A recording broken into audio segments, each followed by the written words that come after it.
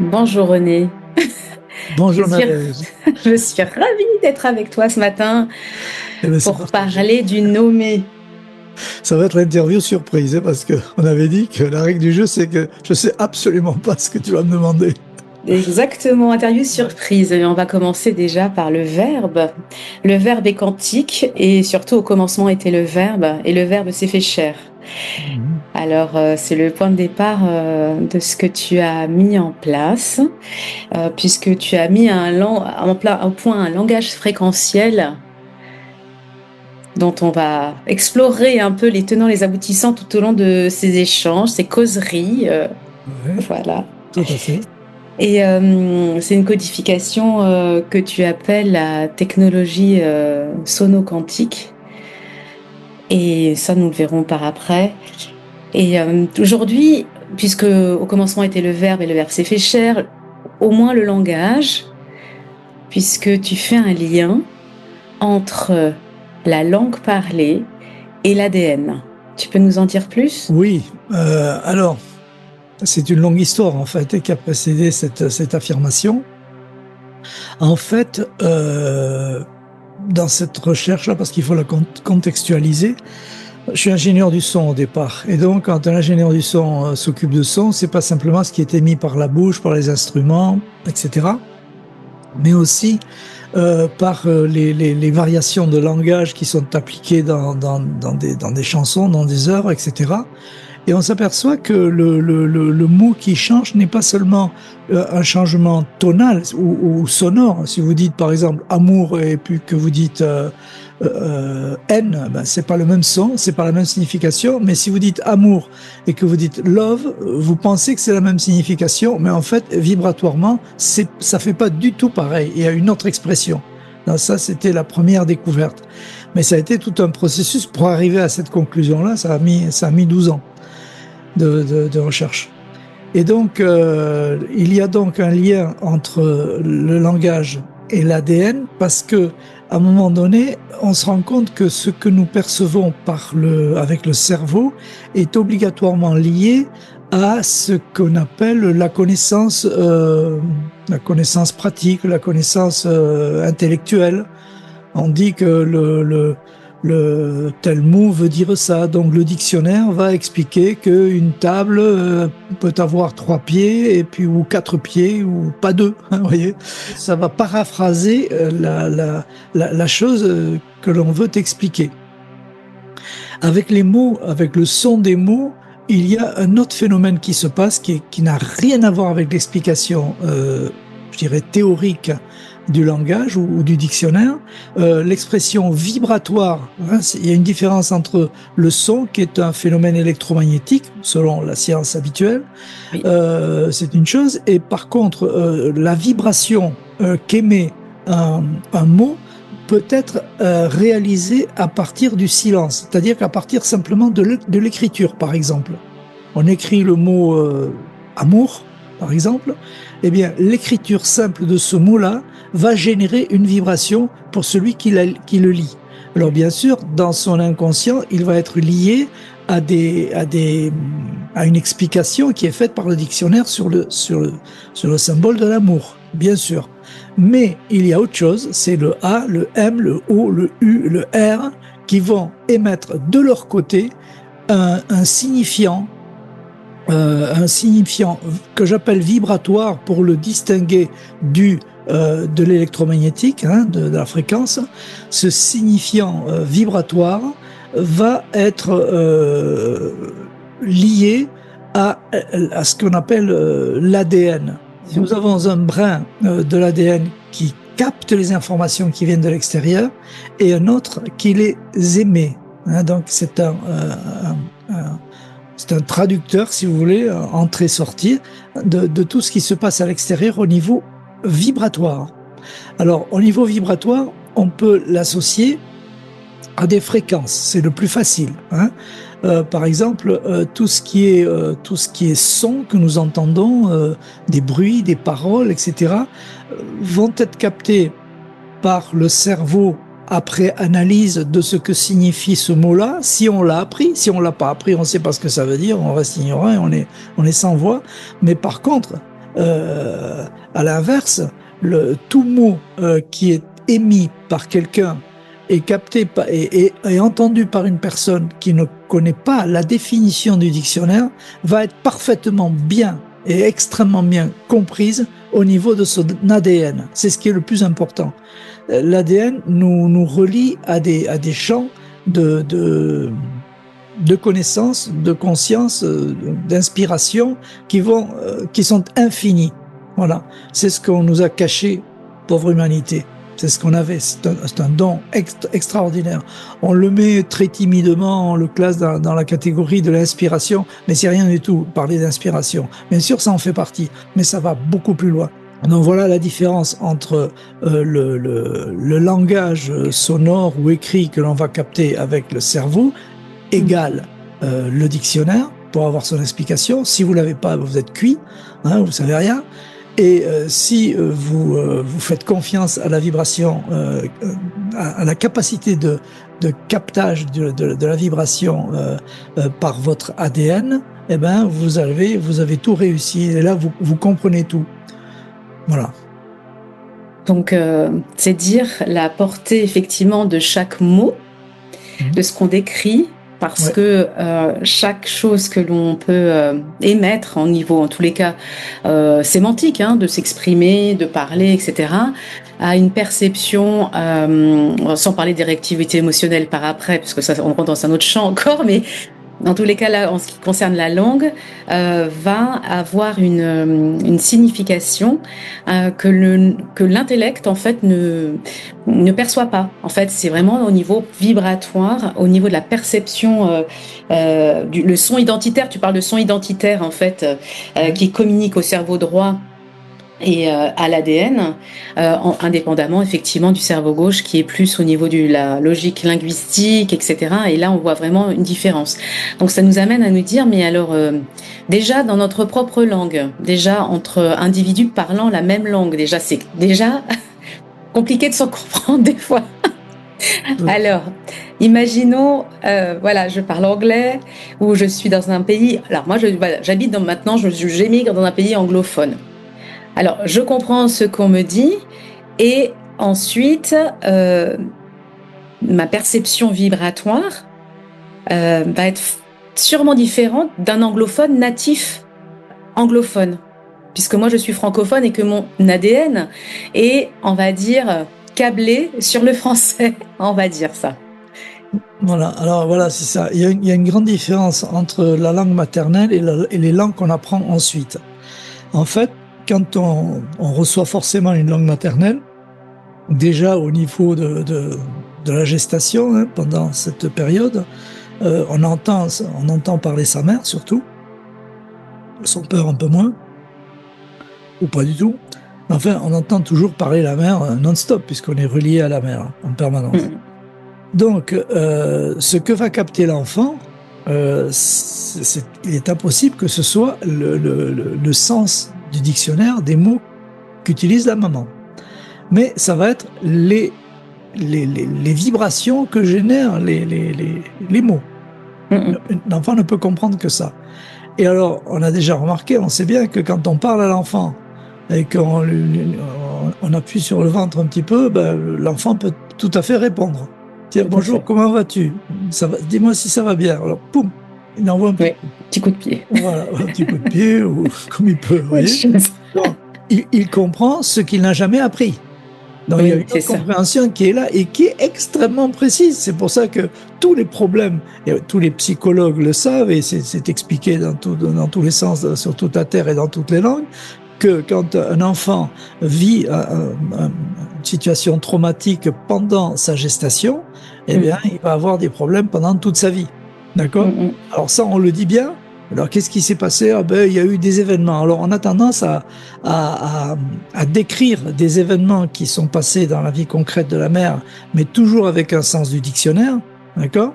Mais on ne sait pas traduire, on ne connaît pas ce qu'a vécu l'enfant en fonction de ses propres spécificités dans le ventre de la mère. Et c'est pourtant en fonction de ses propres spécificités, et en fonction de ce qu'il capte avec son ADN qu'il va soit être heureux ou stable ou pas du tout, ou est très actif émotionnellement. Voilà, c'est ça qu'il faut savoir. Donc, comme il n'y a pas de langage connu qui est exprimé, puisqu'il vient d'arriver, mais par contre, il va y avoir un langage vibratoire qu'il comprend parfaitement. Donc oui, c'est bouleversant. C'est bouleversant parce qu'effectivement, bon, moi j'ai fait des langues, etc. Je me dis, bon, ben moi je les comprends, les Anglais, je les comprends, les Russes, les Espagnols. Voilà, je comprends ce qu'ils me disent. Et puis finalement, en lisant ton livre et en voyant à quel point la portée vibratoire, on va l'appeler comme ça, hein, ou fréquentielle, elle induit effectivement d'autres messages. Donc ça veut dire que nos langues, puisqu'il y a une multitude de langues ou même de dialectes à l'intérieur au sein de même pays, eh bien, ça nous amène à nous poser la question, en fait, pouvons-nous nous comprendre réellement? Je dirais non, mais franchement. Je vais donner la conclusion tout de suite, c'est impossible. Non, on ne peut pas se comprendre. Bon, voilà, c'est catégorique comme ça. Oui, c'est pour commencer, quoi. Pour mettre dans l'ambiance. Je bois un petit peu. Bon. Alors, qu'est-ce qui se passe? Lorsqu'on prononce un mot dans sa langue d'origine, disons, dans la langue qui a fait partie de notre gestation, de notre enfance, disons, eh bien, on a été habitué depuis ce moment-là, depuis la conception, à entendre toujours des mots à peu près similaires, disons, dès qu'on est né. Mais ce qui se passe, c'est que ces mots qui ont été entendus pendant la gestation et puis qu'on entend ensuite se concrétisent et deviennent des signifiants aussi.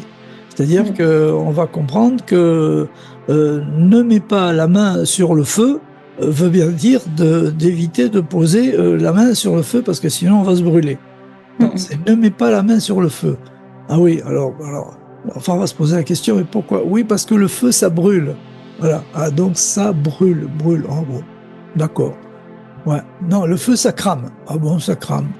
Ou alors, it hurts. Oh, hace daño. Quema.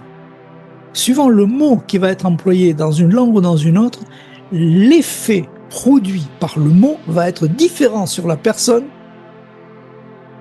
que sur une autre personne avec une autre langue dite. C'est-à-dire que si on dit, si le problème c'est le feu qui brûle, ben le feu, F-E-U, en anglais ça va être fire, en espagnol ça va être fuego, et en je sais pas quoi, enfin en allemand, en allemand Feuer, d'accord. Donc on va avoir des mots vachement différents. Feu, F-E-U, Feuer, F-E-U-R, fire, F-I-R-E, et fuego, F-U-E-G-O. C'est pas du tout la même chose vibratoirement. L'effet produit par le même mot qui fait mal, qui brûle si on met la main dessus, ne va pas avoir la même incidence sur la personne. C'est fabuleux. Il y en a qui peuvent se dire, bon, éventuellement, bon, on n'a pas fait on n'a pas fait exactement le calcul, mais on pourrait le faire si vous voulez. Vous voulez qu'on le fasse? Allez, faisons-le. Donnez-moi une seconde. Et je reviens.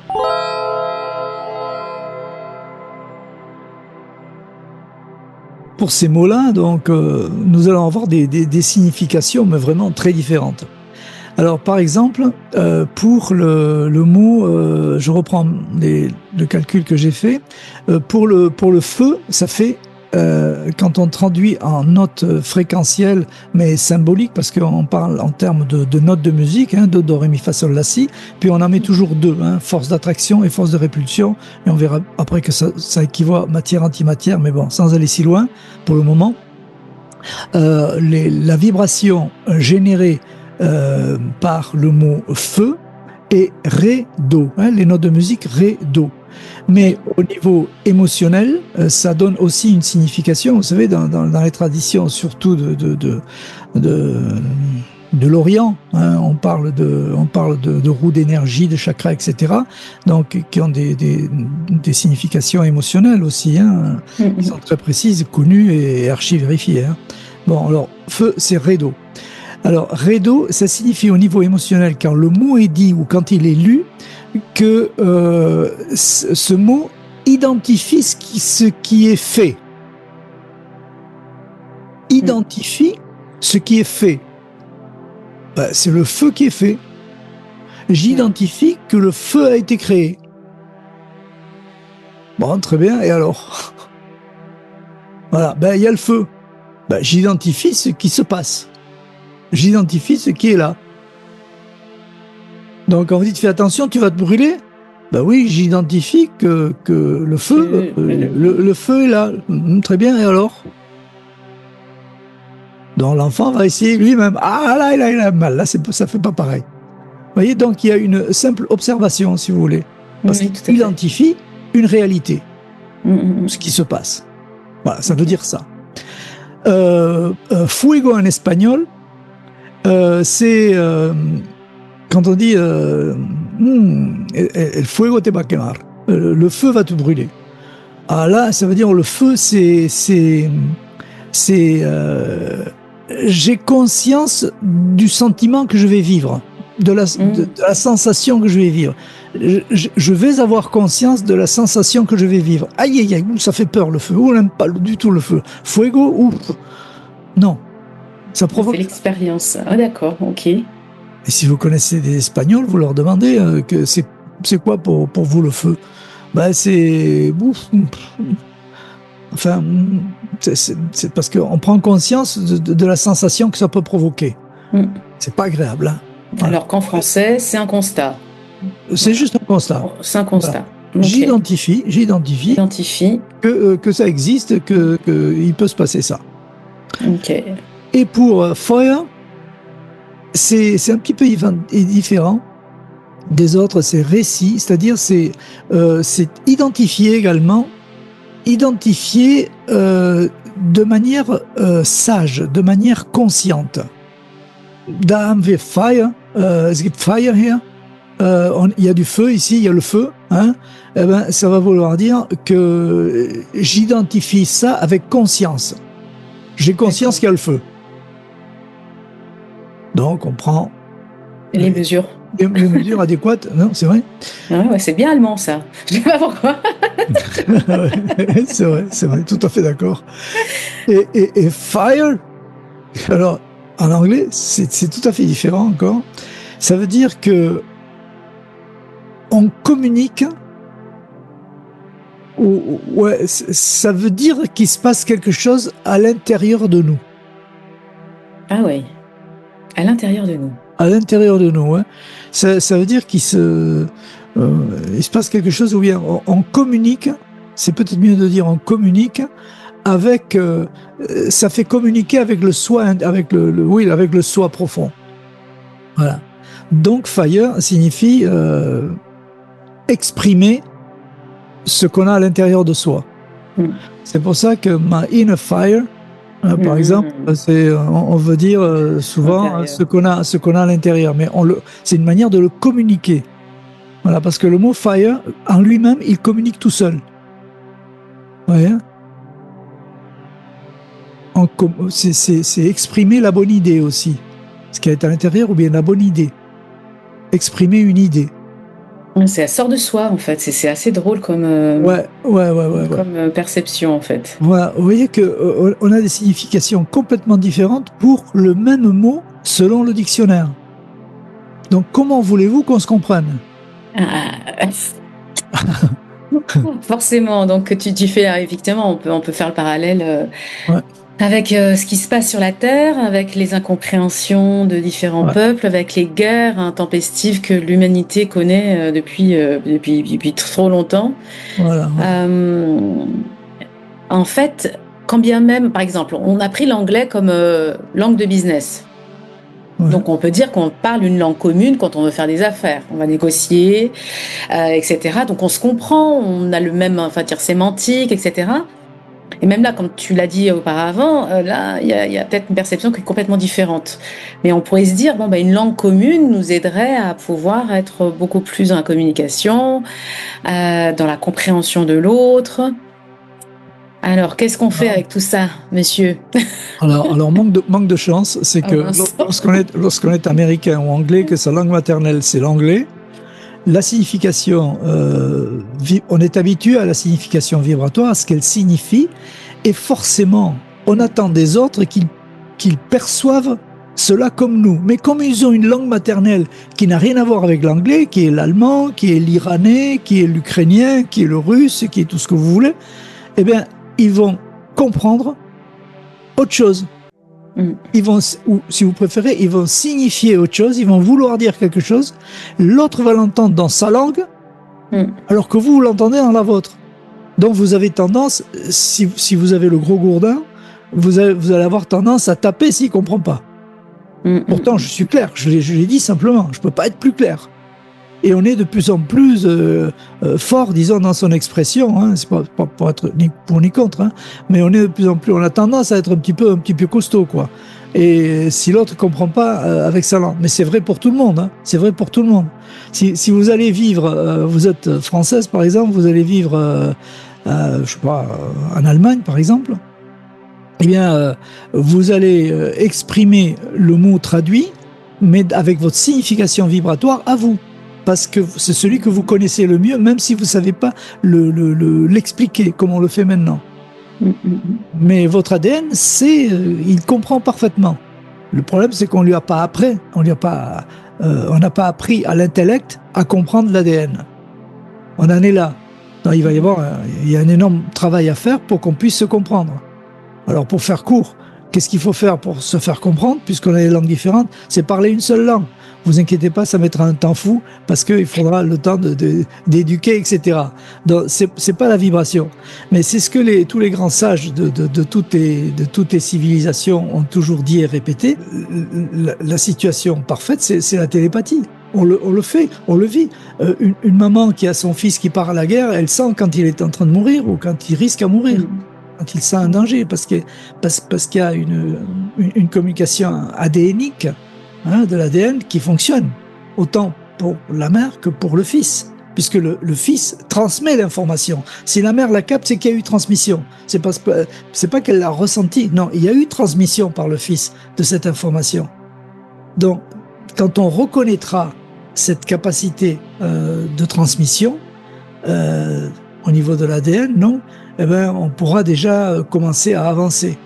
Voilà. Mais on en est là, quoi. Donc, on est au milieu du lac pour le moment, là. On est au milieu du lac avec les incompréhensions.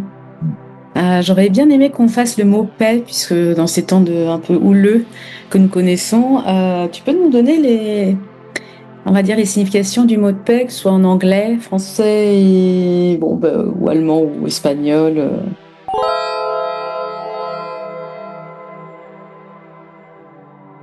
Donc, les significations de ces mots-là, hein, après les avoir calculés, avec notre petite moulinette, pour la paix, donc en français, c'est avoir conscience de ses propres sentiments. Je veux la paix, car j'ai conscience de mes propres sentiments. Équilibrés, bien sûr. Pas hyper ni hypo. Hyper. Équilibré. Sentiment équilibré. J'ai conscience de mes sentiments. Je veux la paix. Parce que j'ai vraiment conscience de mes sentiments. Quand on dit I want peace, je veux la paix en anglais, ça fait faré. C'est-à-dire que j'apprécie les autres êtres humains.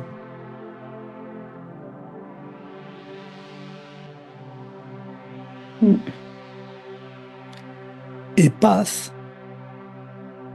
j'identifie ce qui est juste. C'est vraiment différent. En espagnol. Mais vous voyez, ils vont tous dans toutes les possibilités de traduction que nous avons. Il n'y en a pas beaucoup, il y en a très très peu. Il y en a 49. On tombe toujours sur la chose exacte. C'est ce qui est fabuleux, quoi. En 35 ans d'expérience, et ça tombe tout le temps pile, quoi. Pile. Ouais. Ouais, voilà. Donc le mot P, dire le mot P, ça vraiment ça apporte, ça fait du bien. Hein. P, que ce soit en anglais, en français ou en espagnol dans les cas que nous avons calculés. Non, c'est vraiment très important de se rendre compte que les mots qu'on emploie euh, ont une signification certes du dictionnaire parce que ça permet vaguement de se comprendre, mais ça peut aussi, on peut se comprendre complètement différemment et pas du tout. Donc, le même mot peut entraîner la guerre. Mais c'est ça. C'est terrible. Hein. C'est pour ça qu'on se fait tous la guerre tout le temps. Mm. On pense avec son propre langage, qui est différent de l'autre, donc il va avoir une signification différente. Donc, on croit qu'il nous a dit ça, mais en fait, moi j'ai compris autre chose. Oh. Ah oui, mais pourtant, au dictionnaire, c'est écrit, c'est dit. Oui, mais la vibration du mot est différente dans ta langue maternelle, dans ta langue d'origine. Et t'es coincé. Totalement. Et c'est pour ça que, enfin, moi, dans cette lecture de ce que tu proposes aussi, c'est cette description que tu fais du vivant, mais de façon qui est non clivante. C'est un constat. Si on part de ce principe, bon, bah là, il n'y a pas de lutte de paroisse, on va dire. Il y a un fait qui est vibratoire, ou en tous les cas une fréquence qui fait que c'est au-delà d'une perception intellectuelle, au-delà d'une perception même métaphysique. Hein. Enfin, je sais pas si c'est métaphysique, il faut Dogmatique le en tout dire, cas. dogmatique en tous les cas, parce qu'il y a bah, c'est comme les maths en fait. Je pense que c'est ce on approfondira dans une autre interview ou un autre échange. D'où ça vient et pourquoi c'est assez tangible et fiable en fait, et que c'est difficile à déboulonner, je dirais. C'est dur, hein. Il est pas né, celui qui va déboulonner ça, il est pas né. Parce que voilà, si on est sur des notions de fréquence et du subtil, etc., mais qui enfin, on a du mal en tant que nous là dans notre civilisation, certaines personnes peut-être, mais on va dire le commun, moi ou d'autres, de se dire bon bah voilà, on va voir cette enfin il y a une logique mathématique derrière et on peut pas ça on peut pas on va dire donc il y a une logique dans cette proposition, dans cette science, hein, parce que même plus proposition, dans cette science, puisqu'elle est vraiment adossée à du calcul mathématique, à la musique, hein, qui est aussi adossée aux mathématiques.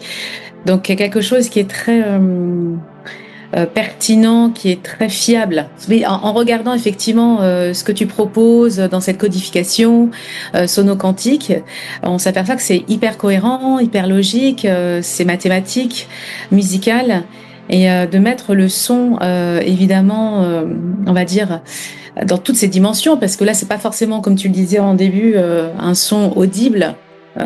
C'est une traduction vibratoire de la matière, l'antimatière, donc on verra ça dans une autre causerie. Oui, c'est vrai. Disons que ce que ça fait dire, ça fait observer, c'est que quand on porte le regard vers le passé de ce que l'on a vécu dans cette expérience-là, d'abord, elle a commencé par le plus pur des hasards. C'était même pas une hypothèse d'école. Au départ, c'était, en tant qu'ingénieur du son, c'était de faire un son le meilleur possible.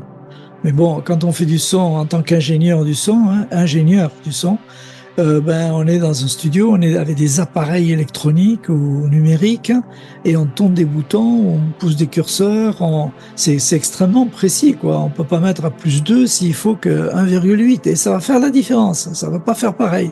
C'est un ressenti extrêmement fin des nombres, des résultats fréquentiels.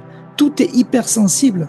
À un moment donné, vous voulez, tiens, je vais augmenter le volume, par exemple, de l'instrument, de la basse, par exemple, vous le poussez d'un dB, par exemple, et puis, ah, là, c'est super, j'ai poussé la basse d'un dB. Puis vous regardez le bouton, je dis, est-ce que je... Oh mince, je me suis trompé, j'ai poussé le piano, je me suis trompé. Et c'est ça qui a fait marcher. On s'est trompé et on a monté le piano. C'est pas la basse qu'il fallait monter, c'était le piano. Et là, vous dites, waouh, c'est super. Alors vous dites, pouf, vous tournez le master tout de suite. Vous tournez, en tout cas, une version du master. Vous touchez plus à rien parce que c'est magique. Voilà. Et si j'avais pas touché ce bouton en faisant une erreur, en croyant monter la basse, que j'ai monté le piano, ben ça s'est mis à marcher. Mais qui peut dire que c'est comme ça que ça se passe? Mais personne, il n'y a aucun ingénieur du son, le meilleur soit-elle, le plus de succès au monde, il entrera dans sa vie de plus en plus dans une humilité extraordinaire. Un jour, un ingénieur comme ça, très connu, j'étais assistant, et il me disait, quel âge tu as? Ben, j'ai 20 ans. Ah, quand tu auras 40, 45 ans, tu vas commencer à faire du travail à peu près correct, à peu près à tous les coups. En attendant, tu vas en ruiner des gens. Oh, je vois, qu'est-ce qu'il dit, ce vieux con là? Il avait raison. Il avait complètement raison. Complètement raison. On arrive après, à un certain moment, à faire des choses cohérentes et de manière répétitive. Voyez. Donc, la sensibilité de la fréquence, alors imaginez pour l'ADN qui est immensément plus réceptif ou transmetteur en qualité, en quantité, ça ne peut être traduit au mieux que par nos mathématiques, par 2 plus 3, une équation comme ceci, une équation comme cela, ça nous fait gagner un temps fou, et c'est vrai que ça coïncide aussi avec la réalité. Donc mon aspect scientifique, disons, a toujours eu une part extrêmement importante, hein, parce qu'on vérifie avec des faits. Si vous n'avez pas de faits à vérifier, ben vous vous taisez, vous allez vous coucher, vous faites autre chose, vous vous lancez dans autre chose, dans un autre métier, quoi. Il y a des beaux métiers partout, vous vous lancez dans la menuiserie, dans la pâtisserie, dans la réparation des tuyaux percés. Je sais pas, enfin, tout est beau, tout est bien. Mais vous touchez plus à ça, quoi. Donc il faut vraiment avoir, dans son art, on évolue complètement, tout le temps, quoi. On évolue tout le temps, vraiment. Voilà. Ben merci. Merci René, et à bientôt. Avec plaisir, à très bientôt pour de nouvelles aventures.